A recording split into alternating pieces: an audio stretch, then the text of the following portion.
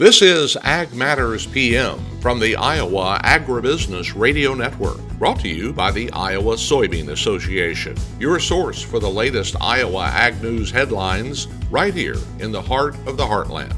With reports from our award-winning team of Dustin Hoffman, Riley Smith, Mark Magnuson, and Andy Peterson. Now, from the IARN studios in Des Moines, here's Mark. Hello and welcome into Ag Matters PM on the Iowa Agribusiness Radio Network. I'm Mark Magnuson. Today is Thursday, April 3rd, 2025, and we're so glad you can join us for today's show. In today's episode, I will be joined for the closing markets by Sam Trainor of agmarket.net. But first, it is time for a conversation from Riley Smith. He had a chance to speak with Pat Clay of Valent, telling us about a new active ingredient that will be making its way to the marketplace pending EPA registration. We are here at Commodity Classic in Denver, Colorado, talking now with Pat Clay of Valent. And right behind us, we've got Rapidicil. Yep. Tell us a little bit about that and the newest innovations that brings to growers. Yeah, so we're really excited about it. So Rapidicil is the trademark active ingredient name for Aparapenicil. So a brand name will be announced a little bit later for the actual product. But it's a new burn-down herbicide, contact and systemic activity, and activity against grasses and broadleaf weeds. Going through some of those, it's a PPO chemistry, so some of those features are pretty unusual for PPO, and that's one of the reasons we're so excited about it, is it's bringing something different to the marketplace that's going to be a great tool for weeds like Palmer amaranth and water hemp. Get further west in the drier climates, really good on kochia, so winter annual, so great burn down, and so we're really excited about it. So when we look at that, great that you mentioned Palmer amaranth, water hemp, those are the two big weeds that have been really kind of spreading resistance across the entire Corn Belt, across the entire Midwest, really. Yeah. So when it comes to the action against those weeds, how exactly does it target them to keep them from becoming a problem? Yeah, so a couple of things. So we've seen really good activity against glyphosate, ALS, Group 4, and even PPO resistant weeds, particularly water hemp and Palmer. So this molecule is unique in its structure. It's got a third ring in the structure, and we believe that has something to do with how it's moving in the plant and how it's attacking the target site. So what we've seen so far is on a lot of these resistant strains of Palmer and water hemp is we're getting good activity with Rapidicil. So from a resistance management standpoint, though, it is very strong chemistry. We are going to never recommend that it go out by itself. It's always going to be recommended to be tank mixed with another mode of action that's effective against the weed as well, just to protect the life of this product as well as the other products in the marketplace. And then, even better yet, if you can layer in a residual herbicide to go with the post activity of this one, that's just another plus. I think we've seen a lot, especially recently, on it's great to have all the tools in the toolbox, but there needs to be a good amount of stewardship on that as well to make sure that these tools can stay in the toolbox before they become resistant. Yep, totally agree, and it will actually be on the label. It's a tank mixed with another herbicide because it's important because, as you're aware, there's huge investment that goes into bringing a totally new AI to the marketplace, and you want to protect that investment and also have a useful tool for the growers for a long time to come. So looking down the timeline at the availability of Rapidicil, I know you said pending the brand name as well. When are we hoping to get that out to growers? So we are anticipating EPA registration in February of 2026. So if all that timing works out, we'll probably be launching the brand name at Commodity Classic in 2026. And then we'll start working on the state registrations, which don't take a long time, and then fully launch it in the fall market of 2026. So fall and spring burn down will be key uses for it, and then it'll also be labeled for use on soybeans up to 3 days after planting, and corn and wheat 1 day prior to planting. All right, Pat, lots of great information today. For anyone who would like to get in touch with Valent and stay up to date on the developments of Rapidicil and also everything else on the product line, how can they do that? So a couple of ways. Talk to your Valent rep, your territory account manager, or visit valent.com. Thanks again for your time, Pat, and enjoy the rest of the show. All right, thank you. Thank you to Riley Smith and Pat Clay of Valent for that conversation here on today's show. Coming up, it is time for the closing markets with Sam Trainor of agmarket.net. But first, a word from our sponsor, the Iowa Soybean Association and the Soybean Checkoff. Iowa Soybean Association is driven to deliver for Iowa's 40,000 soybean farmers. We're proud to provide objective agronomic research, a helping hand with soil and water stewardship, and timely industry news powered by the Soybean Checkoff. Learn more at iasoybeans.com. You're watching Ag Matters PM on the Iowa Agribusiness Radio Network, and it is time now for closing markets, and I'm joined by Sam Trainor of agmarket.net. Sam, we've had a very busy week here this week, a lot to talk about, and today, of course, the tariffs in the spotlight. How did we trade in the grains? Yeah, no doubt about it. We saw a lot of volatility is the best way to put it. You know, last night we opened up with gaps lower in corn, soybeans, pretty much everything except for meal. Meal was the only market that I was able to notice that didn't open with a gap lower. A lot of these markets, however, were able to fill that gap throughout the trading session. Corn specifically, corn had a really good day. I mean, if you just looked at the net change column at the close here, you wouldn't think much of it because May corn finished up 0.75 cents. But the bar that we made on a daily chart was very impressive. Like I said, gap lower. Found a little bit of support down there above where we've made some previous lows and recovered, and actually traded above yesterday's highs for a short period of time. So it was nice to see that recovery.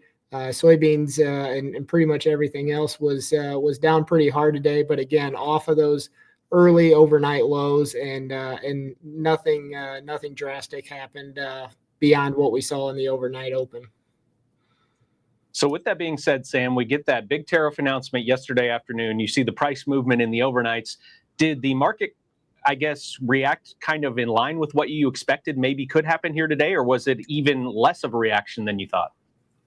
Yeah, I would say it was in line with what I was expecting here. You see, the one thing that I think is very important for farmers to take note of here, especially as it relates to the grain markets, Canada and Mexico were left off of the reciprocal tariffs due to the USMCA trade agreement, and that's a very big point here, especially with Mexico being one of the biggest, or if not the biggest, corn buyer out of the U.S. So seeing them not included in these reciprocal tariffs was definitely big news. Let's talk now about the other side of the ag marketplace. What happened with the trade for cattle and hogs today? Unfortunately, cattle and hogs did not have, or cattle specifically, did not have near as good of a reaction to the tariffs as the grain markets did. We saw live cattle and feeder cattle futures down sharply today.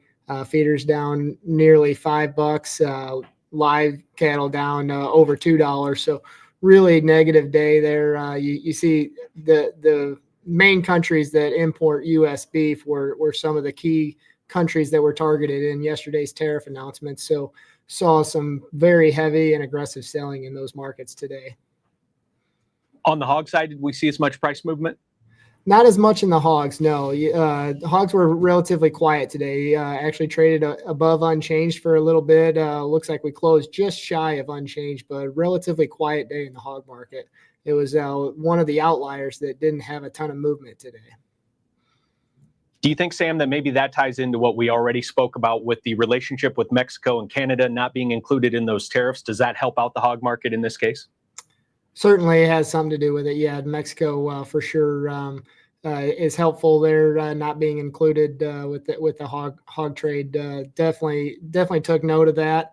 And one difference with the cattle and hogs compared to grains, the grain markets opened last night at 7 o'clock and traded all throughout the night, whereas the livestock markets, they had a fresh open this morning at 8:30. So they were kind of able to digest everything that happened in the overnight and start fresh this morning at 8:30, whereas the grain markets had already been trading for half the night. So able to have maybe a little bit less volatility there in the hogs today because of that. So now we've gotten past the prospective plannings report. We had the tariff announcement here this week. Now do we turn to, Sam, where we become those weather experts that are watching those radar and maps every single day? Are we back to focusing on weather now? You nailed it. Yeah. Weather is going to be the key going forward here, and we're going to start to shift our focus away from South America and start to put a heavy emphasis on the United States weather and growing seasons. Obviously, it's no secret that the Delta regions and Ohio River Valley has seen excessive rain here over the past 24 hours and looks like that's going to continue here as we get into the weekend. that's certainly going to cause some planting delays in the eastern corn belt and along that river valley as we get down into the delta regions, even say Arkansas. Arkansas is one of those states that we saw a huge jump in corn acres this year on the planting intentions report. Not typically a big producer of corn, but they reduced a lot of cotton acres and converted that to corn this year. So already off to a rough start there with all the rain that they've been seeing. Well, Sam, a lot to think about with a lot happening right now. What's the best way for our viewers to get in touch with agmarket.net to find out more marketing information? Best way would be to visit our website at agmarket.net and go to the Intel link there. That's going to get you all the information that we're sending out on a daily basis with all these tariff talks and technical analysis, fundamental news. All that good stuff comes from our Intel package. So be sure that you get signed up for a free trial if you haven't already. Another way to reach out to us would just be give us a phone call here, normal office, 1-800-779-1515. Well, thank you for the time here today, Sam. Always appreciate it, and have a great rest of your day. Thanks. You too, Mark. Thank you to Sam Trainor of agmarket.net for the closing markets here today. Let's take a look at the numbers in the ag marketplace, how the numbers finished today. And you can find that information anytime under the markets tab of our website at iowaagnet.com. May corn closes down a quarter cent at 457.5. May soybeans down 18 cents at 1011.5. May soybean meal up 80 cents at 288 even. May soybean oil down $1.44 at 47.06. Chicago wheat down 3 1/4 at 536 even. Minneapolis wheat unchanged at 592.5. Kansas City hard red wheat up a half cent at 569 even. May oats down 14 cents at 352. On the Merc, April live cattle down 232 at 208.05. April feeder cattle down $3.47 at 285.40. April lean hogs down 7 cents at 87.37. April pork cutout down 42 cents at 97.65. Class 3 milk down 15 cents at 16.98. That wraps up our closing markets for today and brings us to the end of today's show. You can find all of our content on our website at iowaagnet.com. You can also follow us on social media at Facebook, X, TikTok, and LinkedIn. And don't forget to subscribe as well to our YouTube channel for any new content from the Iowa Agribusiness Radio Network. You can listen to our morning, midday, and closing market podcasts wherever you find your favorite podcast at Apple, Amazon, Spotify, and Podbean. And that's also the location for our daily Iowa Ag Matters episodes.